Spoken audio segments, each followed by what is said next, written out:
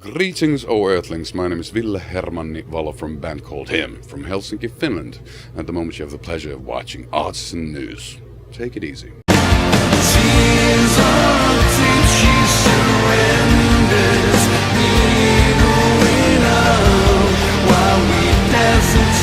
While there was a monster concert with John Mayer, Kings of Leon, Alicia Keys, and Stevie Wonder going on at New York City Central Park on Saturday night, September 30th, tons of rock fans made their way to Williamsburg Park in the New York City borough of Brooklyn for the Rock Allegiance Tour. Bands on the bill included All That Remains, headliners Volbeat, and a rare treat, the Finnish band Him. We caught up with Ville Valo, singer for Him, who are supporting their latest album, Tears on Tape, and he talked about Rock Allegiance and touring the U.S. for the first time since 2010. Yeah, it's exciting. It's the last gig of the tour. You know, it's the 28th gig here in the States since what? Last time around we toured was 2010.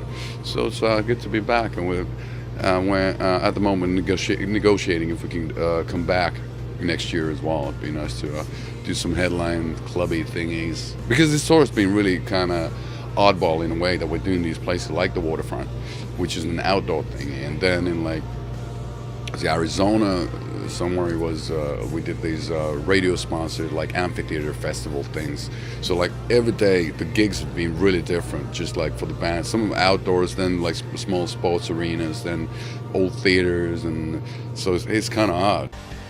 So has he had a chance to bond with some of the other Rock Allegiance bands? We haven't really had the time to really hang out.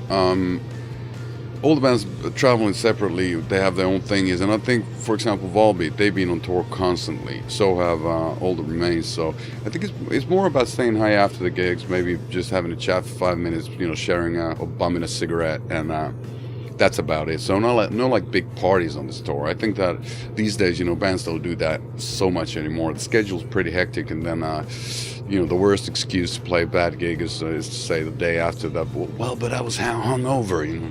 It doesn't work that well. You know, back in the 70s it was probably okay.